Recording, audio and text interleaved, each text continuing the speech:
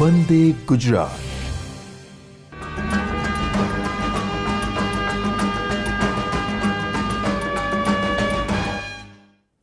નમસ્કાર વિદ્યાર્થી મિત્રો અને શિક્ષક મિત્રો।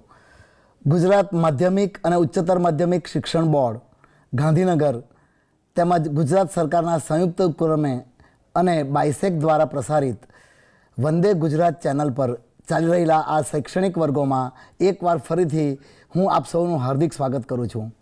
મિત્રો, મારું નામ પરિતોષ ભટ્ટ છે। હું વલસાડની બાય આવાબાઈ હાઈસ્કૂલમાંથી આવું છું અને મને 33 વર્ષનો અનુભવ છે।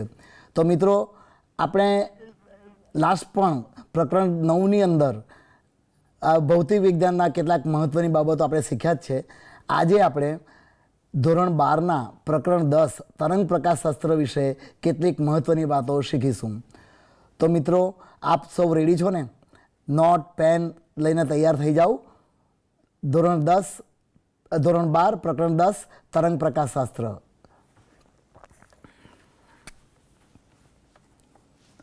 મિત્રો, આપણે 11મા ધોરણની અંદર તરંગ વિશે વાત કરી। તરંગ એટલે માધ્યમમાં વિક્ષોભની ગતિ।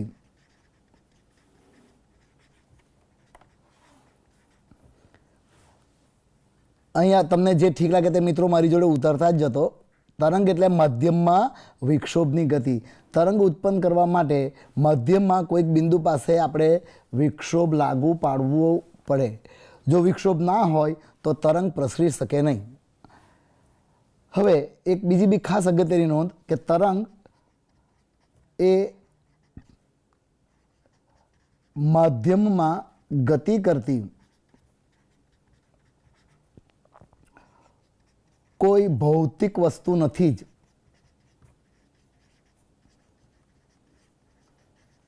કોઈ ભૌતિક વસ્તુનો અર્થ થાય પેન છે કે કોઈ ભૌતિક પદાર્થ છે કે જે ગતિ કરે છે। તરંગ એવો કોઈ ભૌતિક પદાર્થ નથી।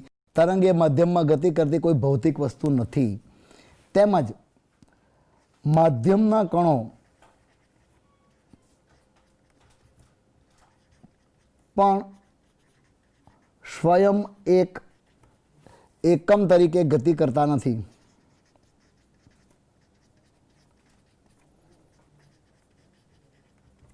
આ બે બાબતો તરંગ માટે ખૂબ જ મહત્ત્વની છે, એ નોંધી લેજો।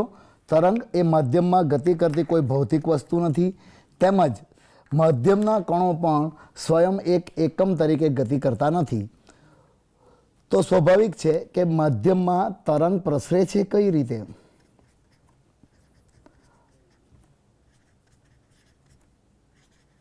કેવી રીતે માધ્યમમાં તરંગ પ્રસરે છે?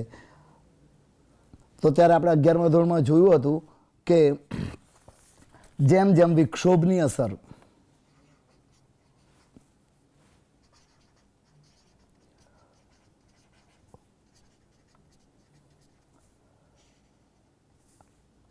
કોઈ એક કણ પાસેથી કોઈ અન્ય કણ પાસે કણથી કણ પ્રસરે છે તેમ તરંગ પ્રસરી રહ્યું છે એમ કહેવાય। ફરીથી, વિક્ષોભની ગતિ જેમ એક કણથી બીજા કણ અનુભવે છે તેમ માધ્યમમાં તરંગ પ્રસરે છે એમ કહેવાય।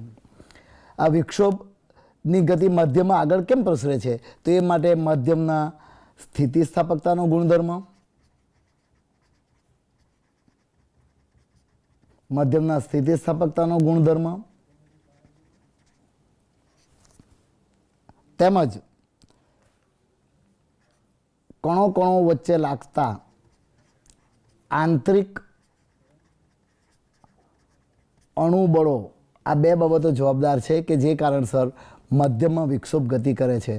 અહીં વિદ્યાર્થી મિત્રો એક ખાસ આપને કહીશ કે આપણે 50% MCQ કરવાના છે, ત્યારે MCQમાં આ પ્રકારના પ્રશ્નો આવી શકે, એટલે તમે નોંધ કરતા જજો। અને જ્યાં જ્યાં તમે નોંધ કરો છો તો સાઇટ પર MCQ આવું ઓબ્લિક મારી શકો। માધ્યમમાં વિક્ષોભની અસર જેમ એક કણથી બીજા કણ પર પ્રસરે છે તેમ માધ્યમમાં તરંગ પ્રસરે છે એમ કહેવાય। આ મધ્યમની પ્રસરણની ઘટના, આ વિક્ષોભની પ્રસરવાની ઘટના કયા બે કારણસર જવાબદાર છે? તો એને માટે જવાબદાર છે મધ્યમનો સ્થિતિસ્થાપકતાનો ગુણધર્મ અને બીજું જવાબદાર છે આંતરિક અણુબળો. જેમ આંતરિક અણુબળો ને કારણે એક કણ પરથી બીજા કણ પર વિક્ષોભ અનુભવાય છે અને મધ્યમાં તરંગ પ્રસરે છે એમ કહેવાય. એ જ રીતે અગાઉ જોયું તેમાં હવે ખાસ નોંધી દેજો કે આ એમસીક્યુમાં આવી શકે એવું કે તરંગ એ મધ્યમમાં ગતિ કરતી કોઈ ભૌતિક વસ્તુ નથી. આ ખાસ નોંધી લેજો, તરંગ મધ્યમમાં ગતિ કરતી કોઈ ભૌતિક વસ્તુ નથી. તેમજ મધ્યમના કણો પણ સ્વયં એક એકમ તરીકે ગતિ કરતા નથી. હવે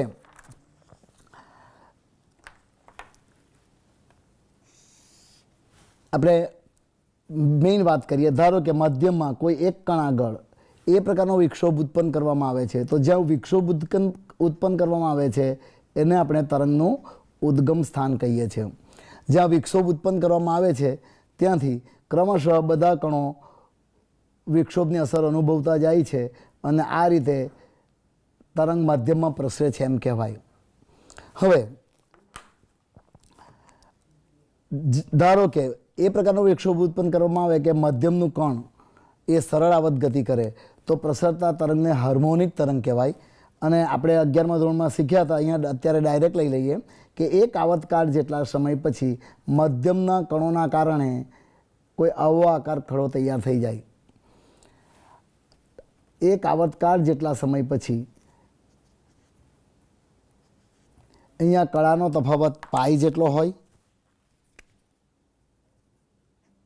અહીંયા કળાનો તફાવત 2π જેટલો હોય. શૂન્ય સમયે લાગુ પડેલો વિક્ષોભ એ આવતકાળ જેટલા સમયના અંતરે કોઈ આ કણ પાસે પહોંચે છે અને આ અન્ય કણો, આ જે બધા કણો છે એ કણોના સ્થાન આ રીતે આવી ગયા હોય છે. તો આ જે સમયગાળો છે એ આવતકાળ જેટલો હોય છે. આવતકાળ જેટલા સમયમાં અને આ એક તરંગનું અંતર, અને જેને તરંગ લંબાઈ આપણે લેમ્બડા કહીએ છીએ. તો આ ખૂબ જ અગત્યની બાબત છે. બરાબર વ્યવસ્થિત શાંતિથી નોંધી લેજો, જે સમગ્ર પ્રકરણમાં આપણને અનેક જગ્યાએ કામ લાગવાની છે. જે બે કણો વચ્ચે દોલનોનો કળાનો તફાવત 2π જેટલો હોય તેમની વચ્ચેના અંતરને તરંગ લંબાઈ કહે છે. તરંગ લંબાઈ પાઈ, સમયનો તફાવત t જેટલો. જો વિક્ષોભની ગતિ અહીંયા સતત ચાલુ જ રાખવામાં આવે તો એક પછી એક તરંગો માધ્યમમાં પ્રસરતા જાય છે, જેને આપણે તરંગહાર અથવા તરંગ માળા કહીએ છીએ.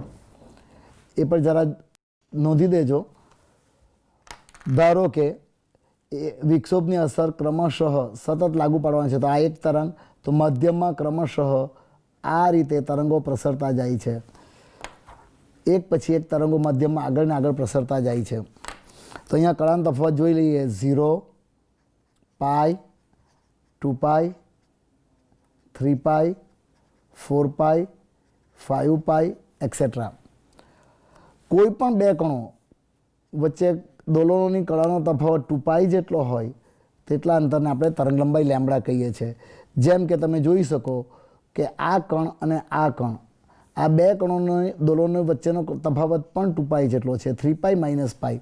તો આ બે કણો વચ્ચેનું અંતર પણ તરંગ લંબાઈ લેમ્બડા જેટલું થશે.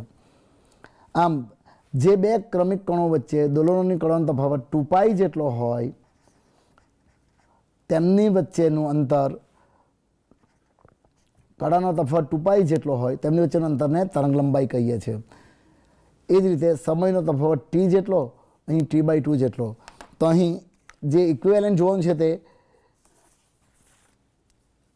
કળાનો તફાવત,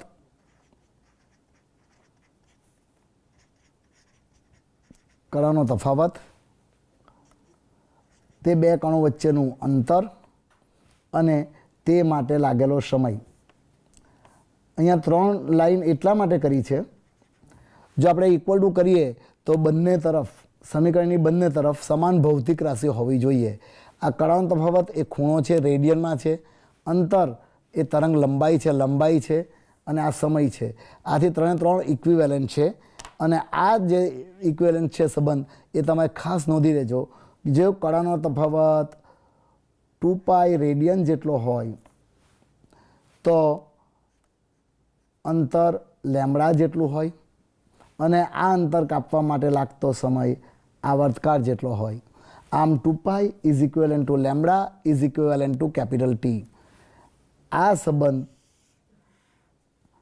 પરસ્પર કળાનો તફાવત અને અંતરના તફાવત, જેને આપણે પદ તફાવત પણ કહીશું, તો પદ તફાવત અને કળાનો તફાવત બેને અનુસંધાનમાં ચેન્જ કરવા માટે ખૂબ જ જરૂરી છે. આના પરથી એવું પણ કહી શકાય કે pi is equivalent to lambda by 2 is equivalent to T by 2. આ માટેનો સમય ટી બાય 2 જેટલો હોય છે.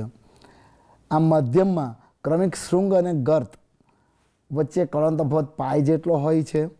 તેની વચ્ચેનું અંતર લેમડા બાય 2 જેટલું હોય છે અને એ આટલું અંતર કાપવા માટે લાગતો સમય આવર્તકાળ કરતાં અડધો ટી બાય 2 જેટલો હોય છે. એક ઉદાહરણ જોઈ લઈએ એટલે આપણે વધુ ખ્યાલ આવશે. ધારો કે એવું આપ્યું હોય કે બે કણો વચ્ચેનું અંતર 17 લેમડા જેટલું છે, તો તેનો અનુરૂપ કળાનો તફાવત કેટલો? તો આવું પણ તમે અહીંયા ટીક કરી દેજો. એ MCQ માટે અગત્યનું છે કે બે કણો વચ્ચેનું અંતર 17 લેમડા જેટલું છે, તો જ્યાં જ્યાં આ લેમડા છે, લેમડાની જગ્યાએ શું લખવું જોઈએ? 2π. તો it is equal to 17 into 2π. થોડે પ્રેક્ટિસ પછી તમે સીધું કરી શકશો કે આ કણોનો તફાવત થશે 34π. આમ જે બે કણો વચ્ચેનું અંતર 17 લેમડા જેટલું હોય તેમની વચ્ચે કણોનો તફાવત 34π જેટલો હોય. આ જ રીતે બીજું જોઈ લઈએ આપણે.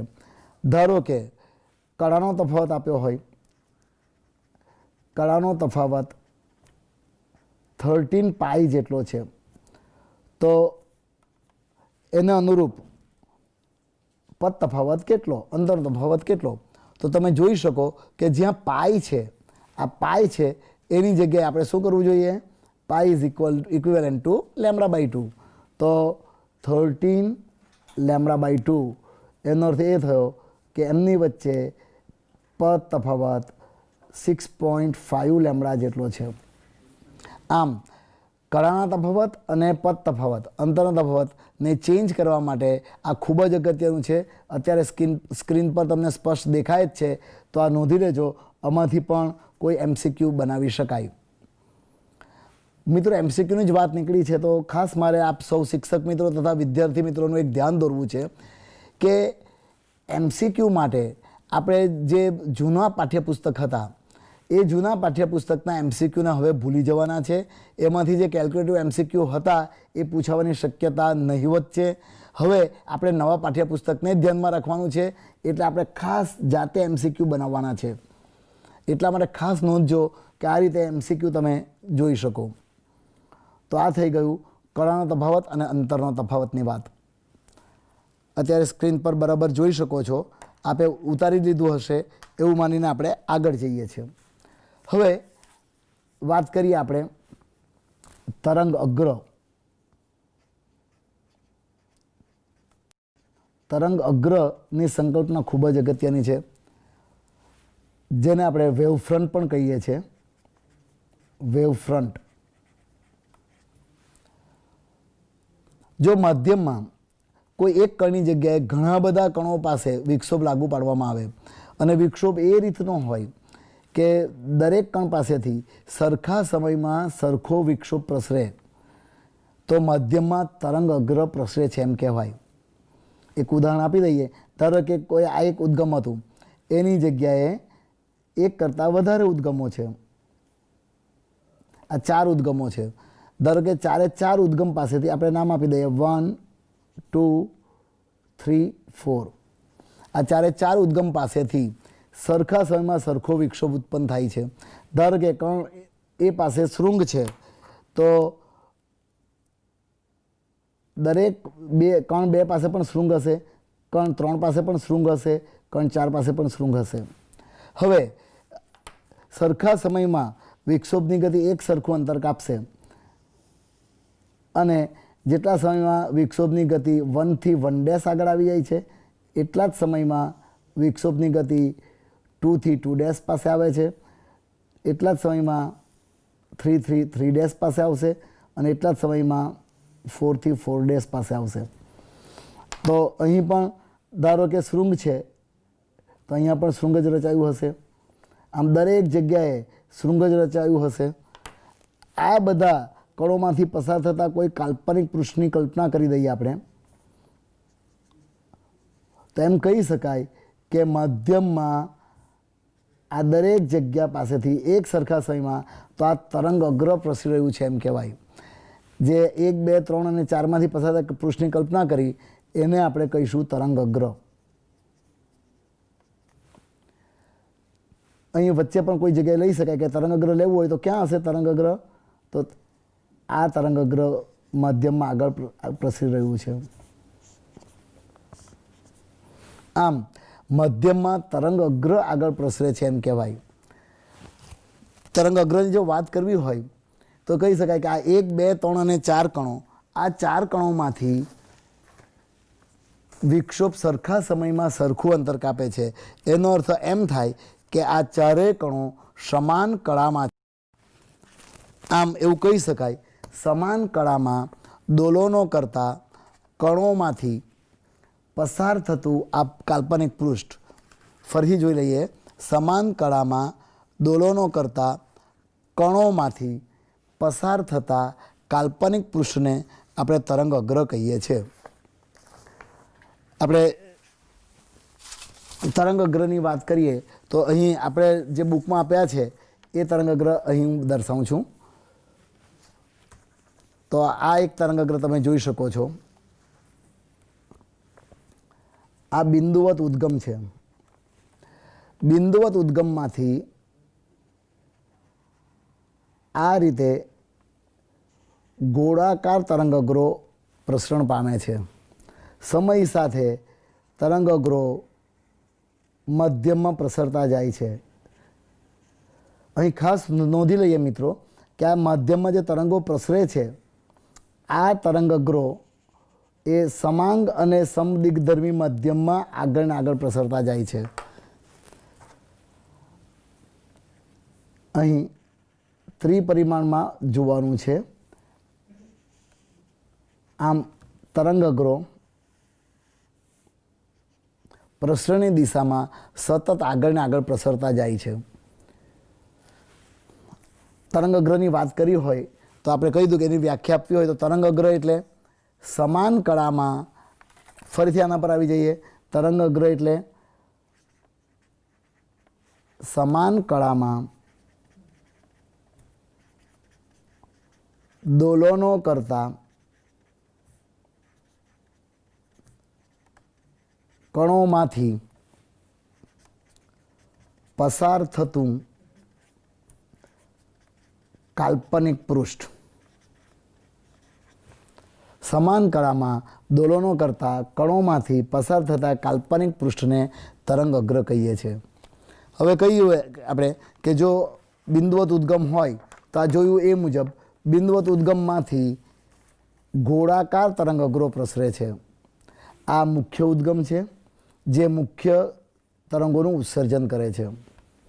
હવે ગોળાકાર તરંગો ખૂબ જ લાંબા અંતરે, અનંત અંતરે સૈદ્ધાંતિક રીતે સમતલ હોય છે, જે આપણે પુસ્તકમાં ત્યાર પછીની આકૃતિમાં દર્શાવ્યું છે।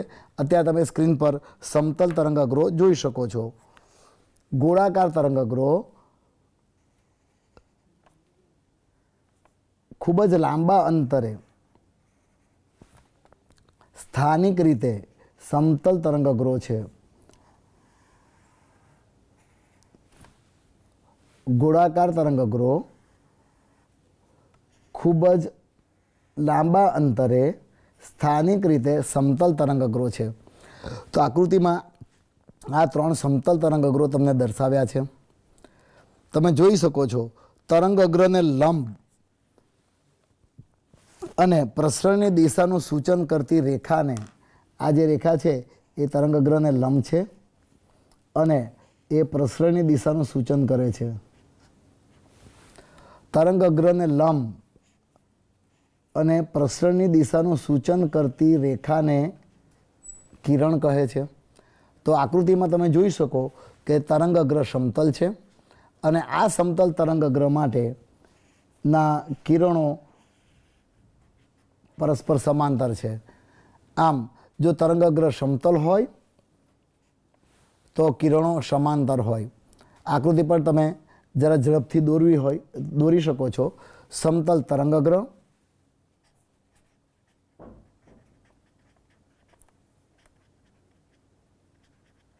अने आ परस्पर समांतर किरणों। आम तरंगअग्र समतल होय तो किरणों समांतर होय छे। पण अगाऊ कह्युं ए मुजब के आवा तरंगो समांग अने समदिग्धर्मी माध्यम में ज प्रसरे छे। आ गोळाकार तरंगअग्रो जे आपणे जोया, आ गोळाकार तरंगअग्रो ए समांग अने समदिग्धर्मी माध्यम में प्रसरे छे। एक खूब ज व्यवहारु उदाहरण આપણે કહીએ તો સ્થિર પાણી પર આપણે પથ્થરો ફેંકીએ છીએ તો એ પાણી પર આવા તરંગઅગ્રો આગળ ને આગળ પ્રસરતા જાય છે। હજી સમય જોડે તરંગઅગ્ર આગળ જશે, પણ ક્યાં સુધી જશે કે જ્યાં સુધી પાણીનું માધ્યમ હશે। માધ્યમ બદલાઈ ગયું, પાણીથી આગળ જમીન આવી ગયું તો જમીન પર આ તરંગો પ્રસરવાના નથી। આમ समांग अने समदिग्धर्मी माध्यम में बिंदुवत उद्गम मांथी गोळाकार तरंगअग्रो प्रसरे छे। ए ज रीते जो उद्गम बिंदुवत ना होय अने उद्गम बिंदुवत होय तो गोळाकार तरंगअग्रो प्रसरे छे, अने बिंदुवत ना होय तो जो उद्गम रेखीय होय तो रेखीय उद्गम मांथी शुं थशे ए पण जोई लईए। रेखीय उद्गम मांथी आ धारो के रेखीय उद्गम छे, दाखला तरीके लाइट, तो रेखीय उद्गम मांथी नळाकार तरंगअग्रो प्रसरे छे। ए नळाकार तरंगअग्रो पण जोई लो। आ रेखीय उद्गम छे, दाखला के आपणे ट्यूबलाइट होय तो एमांथी, तो आ रीते नळाकार तरंगअग्रो मध्यम में आगळ प्रसरे छे।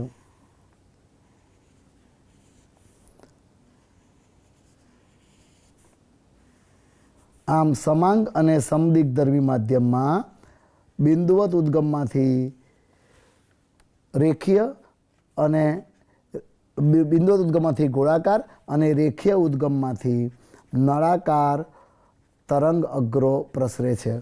अहीं पण किरणो दौरवा होय तो प्रसरणनी दिशा ने सूचन करे अने तरंगअग्र ने लंब आ रीते किरणों दौरी शकाय। तो नळाकार तरंग में किरणों परस्पर समांतर होता नहीं। आ थई गया नळाकार तरंगअग्रो। अने ज्यारे आपणे कहीए समतल तरंगअग्र पर फरीथी आवी जईए। आ समतल तरंगअग्र में तरंगअग्रो परस्पर समांतर अने किरणों तरंगअग्रो पण परस्पर समांतर अने किरणों परस्पर समांतर होय छे। तो आवुं आवी शके। आपणे नोंधी लेजो के तरंगअग्र ने लंब अने प्रसरणनी दिशानुं सूचन करती रेखा ने खाली जग्या कहे छे, तो ए रेखा ने किरण कहे छे।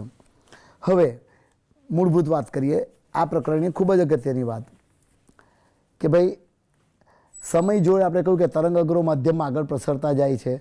आ कोई आपेला समये एक तरंगअग्र छे, थोड़ा समय पछी आ तरंगअग्रमांथी आ नवुं तरंगअग्र केवी रीते निर्माण पामे छे। कोई आपेला तरंगअग्रमांथी नवुं तरंगअग्र कई रीते बने छे।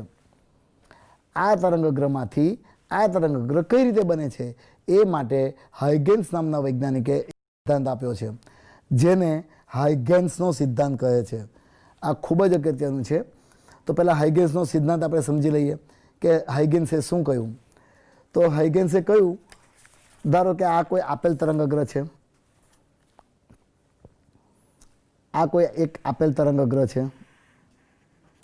आ तरंगअग्रमांथी नवुं तरंगअग्र आगळ कई रीते प्रसरे छे ए माटे हाइगेन्से सिद्धांत आप्यो। तो हाइगेन्से धार्युं के आ तरंगअग्र परनुं दरेक कण, आ रीते आपणे एने स्पीडअप करता जईशुं, दरेक कण पोते ज उद्गम बनी जाय। तरंगअग्र परनुं दरेक कण पोते उद्गम बनी जाय छे। पण आपणे कह्युं हतुं एम के मुख्य उद्गम कयुं हतुं, फरीथी आने वारंवार जोया करीशुं। आ मुख्य उद्गम ए मुख्य तरंगअग्रोनुं उत्सर्जन करे छे। तो आ बधा उद्गमोने कही दईए, आ बधा कया उद्गमो थई गया? गौण उद्गमो। એટલે હાઇગેન્સે શું ધાર્યું? તરંગ અગ્ર પરનું પ્રત્યેક કણ ગૌણ ઉદ્ગમ તરીકે વર્તે છે. હજી તેમાં થોડો ઉમેરો કરી દઈએ. ભાઈ આપણે કહ્યું હતું કે એ આ મુખ્ય ઉદ્ગમ, આ તરંગો પ્રસરવા માટે અહીંયા વિક્ષોભ જરૂરી છે જ. આ મુખ્ય ઉદ્ગમ એ સ્વતંત્ર નથી, એ વિક્ષોભ પર આધારિત છે. જ્યારે આ બધા તરંગઅગ્રો અહીંયા વિક્ષોભની જરૂર નથી, એઓ સ્વયં સ્વતંત્ર રીતે ગૌણ ઉદ્ગમ તરીકે વર્તે છે. હવે અહીંયા કોઈ વિક્ષોભ જરૂરી નથી. આથી હાઇગેન્સે શું કહ્યું? તરંગ અગ્ર પરનું પ્રત્યેક કણ સ્વયં પોતે જ સ્વતંત્ર રીતે ગૌણ ઉદ્ગમ તરીકે વર્તે છે. હવે ઉદ્ગમ તરીકે વર્તે એટલે શું કરશે? એનામાંથી તરંગોનું ઉત્સર્જન કરશે. ઉદ્ગમ તરીકે વર્તે એટલે ઉત્સર્જન કરશે, પણ કેવા તરંગોનું ઉત્સર્જન કરશે? કણ એટલે બિંદુવત. આપણે અગાઉ જ જોઈ ગયા કે જો બિંદુવત ઉદ્ગમ હોય તો તે ગોળાકાર તરંગોનું ઉત્સર્જન કરશે. બિંદુવત ઉદ્ગમ હોય એ ગોળાકાર તરંગોનું ઉત્સર્જન કરશે. પણ આપણે અગાઉ કહી ગયા કે મુખ્ય ઉદ્ગમ જુદું છે. ફરીથી મુખ્ય ઉદ્ગમને યાદ કરી લઈએ. આ મુખ્ય ઉદ્ગમ જે મુખ્ય તરંગોનું ઉત્સર્જન કરે છે, તો આ બધા ગૌણ ઉદ્ગમો એ કોનું ઉત્સર્જન કરશે? ગૌણ તરંગોનું.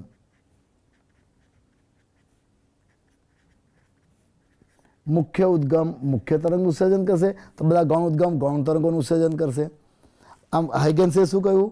તરંગ અગ્ર પરનું દરેક કણ સ્વયં સ્વતંત્ર રીતે ગૌણ ઉદ્ગમ તરીકે વર્તે છે અને પોતાનામાંથી ગૌણ ગોળાકાર તરંગો, બિંદુવત એટલે ગોળાકાર, ગૌણ ગોળાકાર તરંગોનું ઉત્સર્જન કરે છે.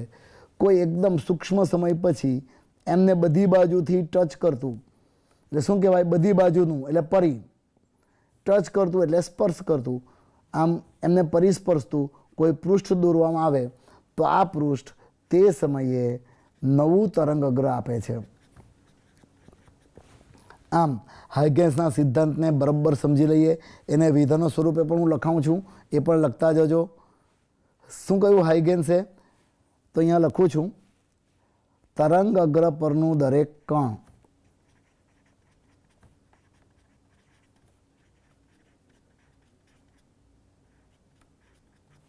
તરંગ અગ્ર પરનું દરેક કણ હાઇગેન્સનો સિદ્ધાંત.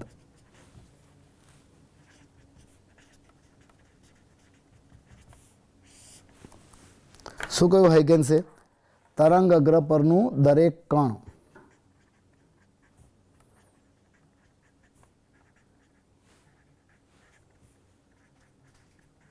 સ્વયં સ્વતંત્ર ગૌણ ઉદ્ગમ તરીકે વર્તે છે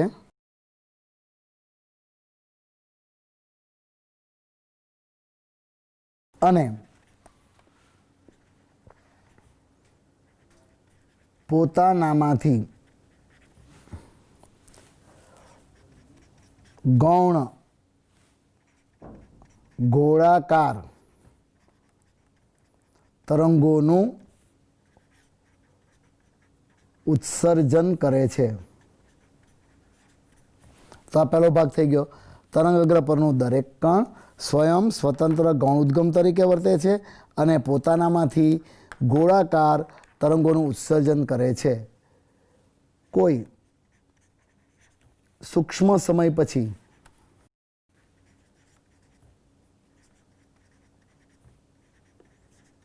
આ ગૌણ તરંગોને પરિસ્પર્શતું પૃષ્ઠ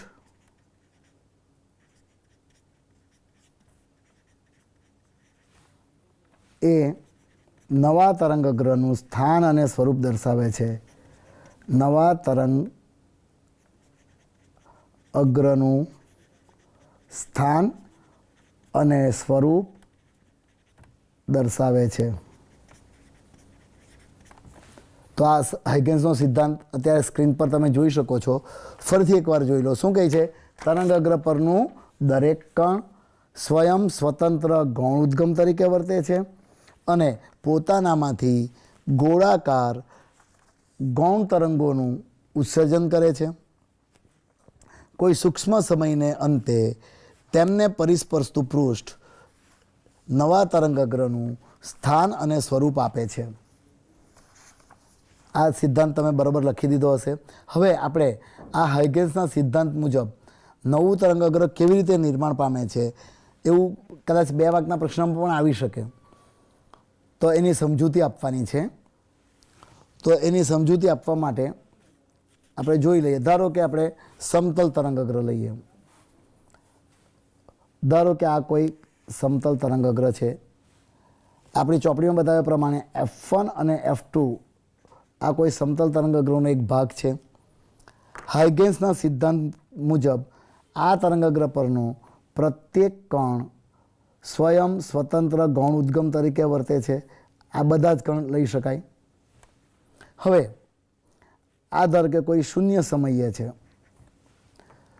જો તરંગની ઝડપ v હોય, તરંગની ઝડપ v હોય તો ટો જેટલા સમયમાં એ કેટલું અંતર કાપશે? તો એણે કાપેલું અંતર d બરાબર v ટો. જો તરંગની ઝડપ v હોય તો ટો જેટલા સમયમાં એ v ટો જેટલું અંતર કાપશે. આમ હાઇગેન્સે દર્શાવ્યું કે આ દરેક કણને કેન્દ્ર તરીકે લઈએ અને આપણે v ટો જેટલી ત્રિજ્યાના વર્તુળો દોરીએ. દરેક કેન્દ્ર તરીકે લઈ v ટો જેટલી ત્રિજ્યાના વર્તુળો દોરવામાં આવે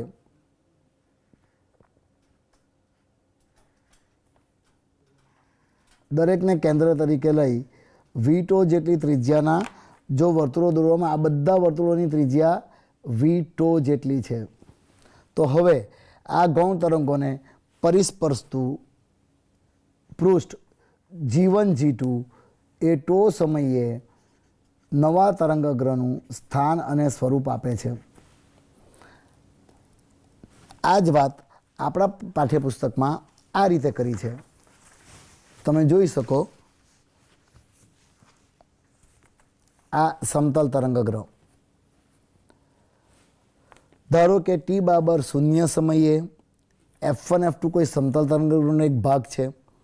હાઇગેન્સના સિદ્ધાંત મુજબ આ તરંગગ્રહ પરનું પ્રત્યેક કણ સ્વયં સ્વતંત્ર ગૌણ ઉદ્ગમ તરીકે વર્તે છે. આકૃતિમાં A1 B1 C1 D1 આવા ગૌણ ઉદ્ગમો દર્શાવ્યા છે. જો તરંગનો વેગ v હોય તો ટો જેટલા સમયમાં તેઓ d = v ટો જેટલું અંતર કાપશે. આમ દરેક કણને કેન્દ્ર તરીકે લઈ v ટો જેટલી ત્રિજ્યાના જો વર્તુળો દોરવામાં આવે તો આ બધું છે v ટો જેટલું. તો તેમને પરિસ્પર્શતું પૃષ્ઠ G1 G2 એ ટો સમયે નવા તરંગગ્રહનું સ્થાન અને સ્વરૂપ આપે છે. આ શૂન્ય સમય હતો, આ ટો સમય થઈ ગયો. ટો સમયે નવા તરંગગ્રહનું સ્થાન અને સ્વરૂપ આપે છે. આ જ વાત ગોળાકાર તરંગગ્રહો માટે પણ કરી શકાય. જો 2 માર્કનો પ્રશ્ન હોય તો કોઈ પણ એક આકૃતિ ચાલે. જો પર્ટિક્યુલર કયું હોય કે ગોળાકાર તરંગગ્રહો માટે હાઇગેન્સનો સિદ્ધાંત સમજાવો તો પછી આપણે આ સમતલ તરંગગ્રહોની જગ્યાએ ગોળાકાર તરંગગ્રહો જ લેવા પડે. જો ગોળાકાર તરંગગ્રહ હોય તો આ વાત કેવી રીતે સમજાવી શકાય એ જોઈ લઈએ. તો અહીં આ ગોળાકાર તરંગગ્રહો દર્શાવ્યા છે. ધારો કે F1 F2 t સમયે t = 0 સમયે ગોળાકાર તરંગગ્રહોનો એક ભાગ છે.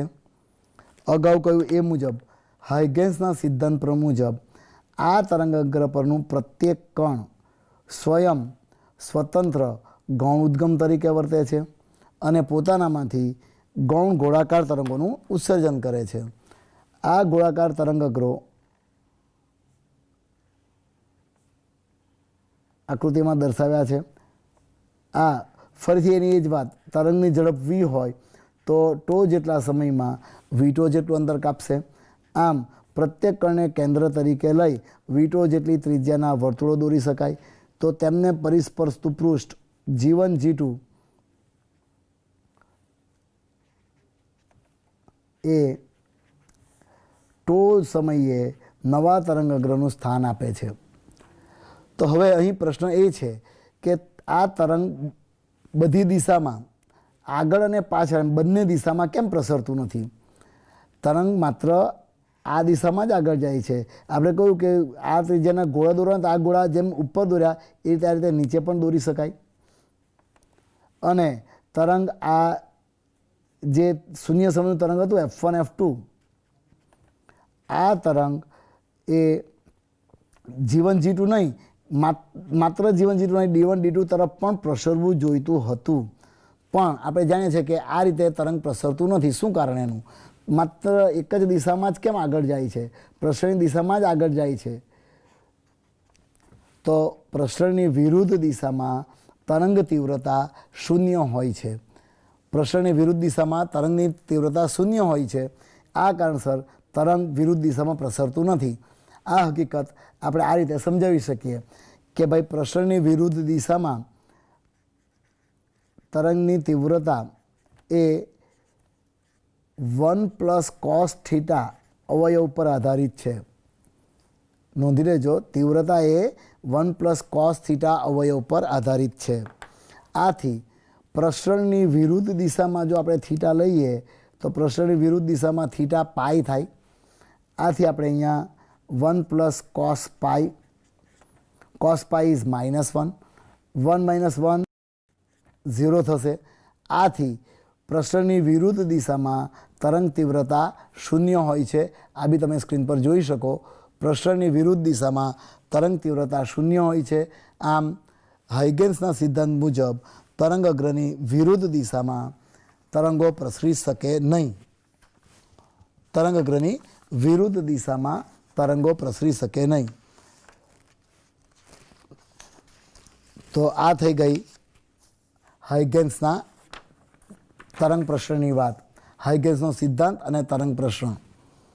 હવે આપણે હાઇગેન્સના સિદ્ધાંતની મદદથી મધ્યમમાં તરંગોનું વક્રીભવન સમજવું છે। આ પણ ખૂબ જ અગત્યની વાત છે, એ જોઈ લઈએ। મધ્યમમાં તરંગોનું વક્રીભવન। તરંગવાદ અનુસાર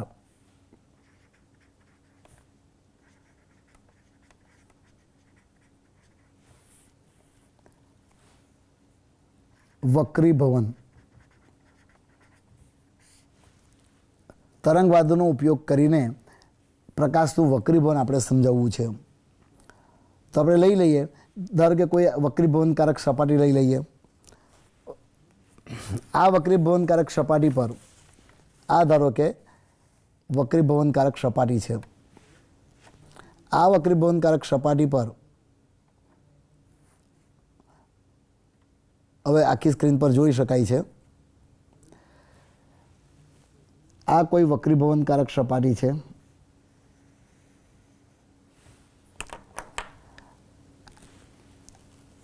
આ મધ્યમ 1 છે, આ મધ્યમ 2 છે। મધ્યમ 1 અને 2 ને જુદી પાડતી સપાટી છે। ધારો કે મધ્યમ 2 એ મધ્યમ 1 કરતાં પ્રકાશ એ રીતે ઘટ છે। પી પી ડેશ આ મધ્યમને જુદી પડતી સપાટી છે। હવે ખૂબ જ લાંબા અંતરથી કોઈ તરંગ, સમતલ તરંગઅગ્ર આ રીતે અનંત અંતરેથી આવી રહ્યું છે અને આ એ બી એ આપાત સમતલ તરંગઅગ્રનો કોઈ એક ભાગ છે।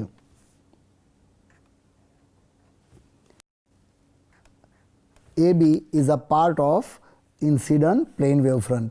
આપાત સમતલ તરંગઅગ્રનો એક ભાગ છે। એટલે અહીંયા દર્શાવ્યું છે કે આ આપાત તરંગઅગ્ર છે જે દૂરથી આવી રહ્યું છે અને સપાટી પર કોઈ એ બિંદુ આગળ આપાત થાય છે। આ એ બિંદુ પાસે આપણે લંબ દોરી દઈએ તો આ આપાત કોણ I અને વક્રીભૂત કોણ R।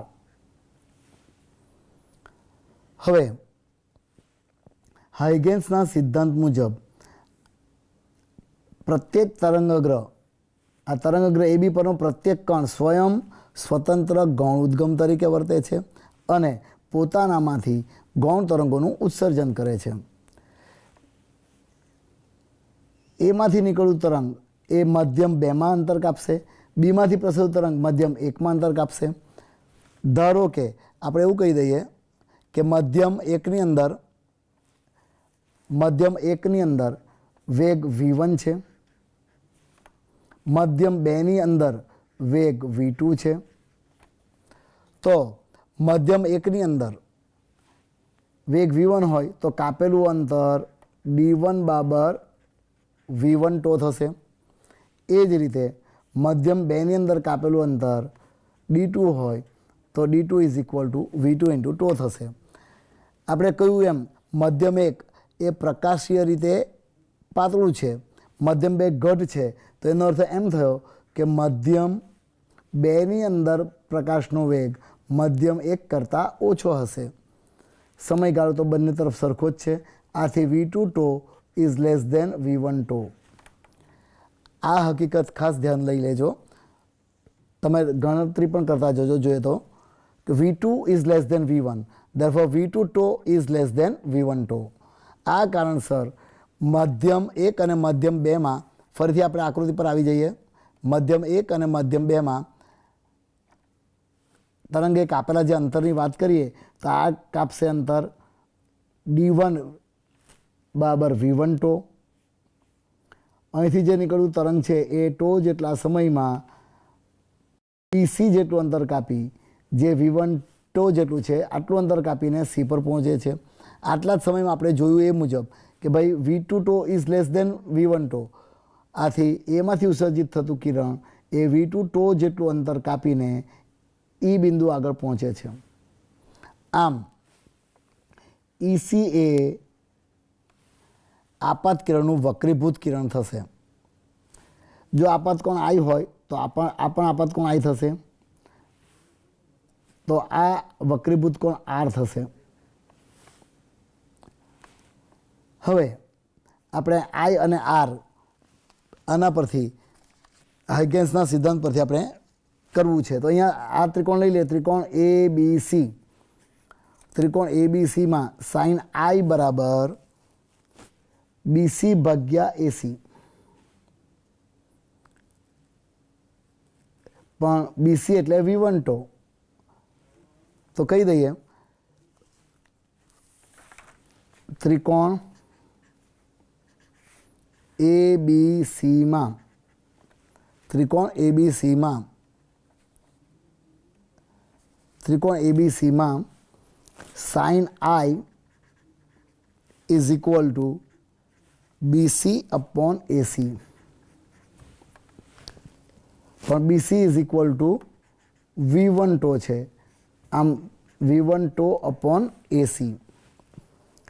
एज रीते त्रिकोण AEC में फरी बताऊँ छूँ आकृति, त्रिकोण AEC में साइन R बराबर सामेनी बाजू AE भाग्या AC। आम त्रिकोण AEC में sine R is equal to सामेनी बाजू AE भाग्या AC, एटले ए थशे v2 टो बाय AC। पण जो आपात कोण अने वक्रीभूत कोणनो गुणोत्तर लई लईए आपणे, जेने आपणे स्नेलना नियम मुजब मध्यम 1 ने सापेक्ष वक्रीभवनांक n2 विथ रिस्पेक्ट टू 1 ए आपणे प्रकरण 9 ની અંદર શીખ્યા જ છે कि स्नेलना नियम मुजब n21 is equal to sine I by sine R। तो अँ शू थे v1 टो भाग्या AC अपॉन v2 टो भाग्या AC, उल्टावी काढ़ीए एटले AC भाग्या v2 टो। आम AC विल बी कैंसल अने आपणे शू मळशे n21 is equal to sine I by sine R is equal to V1 upon V2. આમ N21 is equal to sine R by sine R અને is equal two N2 by N1. આમ N21 is equal to sine I by sine R. And આમ હાઇગેન્સના સિદ્ધાંતની મદદથી આપણે વક્રીભવનની ઘટના સમજાવી શકીએ. આ ખૂબ જ અગત્યની વાત છે. આકૃતિ ફરીથી જોઈ લેજો. અહીં તમને જોઈ શકો છો આપાત કોણ આઈ, સાઇન આઈ V1 ટો by AC, sine R V2 ટો બાય AC અને બંનેનો ગુણોત્તર લઈ લો એટલે તમને N21 મળી ગયું sine I by sine R. આમ હાઇગેન્સના સિદ્ધાંત વડે આપણે વક્રીભવનની ઘટના સરસ રીતે સમજાવી શકીએ છીએ. અહીંયા તમે જોઈ શકો છો કે વેગ હોય તો શું આવશે? V1 by V2. વેગ હોય તો V1 બાય V2 અને n હોય તો N2 બાય N1. n હોય તો N2 બાય N1. આમ વિદ્યાર્થી મિત્રો, આપણે આજે હાઇગેન્સના સિદ્ધાંતનો ઉપયોગ કરીને પ્રકાશનું પરાવર્તન કેવી રીતે થઈ શકે એ જોયું. આ જ રીતે તરંગવાદનો ઉપયોગ કરીને પ્રકાશનું પરાવર્તન પણ સમજાવી શકાય. તો હવે પછીના નેક્સ્ટ એપિસોડની અંદર આપણે તરંગવાદનો ઉપયોગ કરીને પ્રકાશનું પરાવર્તન કેવી રીતે થઈ શકે છે એની પણ ચર્ચા કરીશું. સાથોસાથ અત્યારે આપણે જોયું કે મધ્યમ 1 એ મધ્યમ 2 સાપેક્ષ પાતળું છે. એ પણ આપણે જોઈશું કે જો મધ્યમ 2 પાતળું હોય તો આ આકૃતિમાં કેટલોક ફેરફાર થઈ શકે છે, તેમજ આપણે પરાવર્તનની ઘટના કેવી રીતે સમજી શકાય. તો વિદ્યાર્થી મિત્રો, આજે આપ સરસ રીતે આ બધું નોંધી લીધું હશે. હવે પછીની વાત આપણે નેક્સ્ટ એપિસોડમાં કરીશું. ત્યાં સુધી સૌને નમસ્કાર. જય શ્રી કૃષ્ણ.